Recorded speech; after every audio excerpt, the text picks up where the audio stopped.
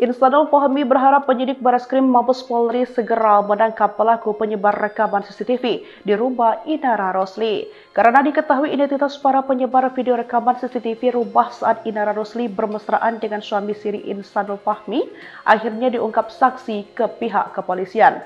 Saksi tersebut bernama Viola yang merupakan teman satu manajemen dengan Inara Rosli melansir dari tribunnews.com Selasa 23 Desember 2025. Melalui pengacaranya bernama Dedi DC, Viola mengaku tahu siapa penyebar rekaman CCTV di rumah Inara tersebut. Diketahui Viola, ada 6 orang yang diduga terlibat dan katanya adalah orang dekat yang kenal baik dengan Inara itu sendiri. Bahkan pihaknya menduga ada motif keterlibatan mencari uang atau untuk dijual. Dari 6 orang tersebut, Dedi menyebut ada peran Virgon. Lantaran hal itu, kata Dedi, Virgon terancam penjara 8 tahun.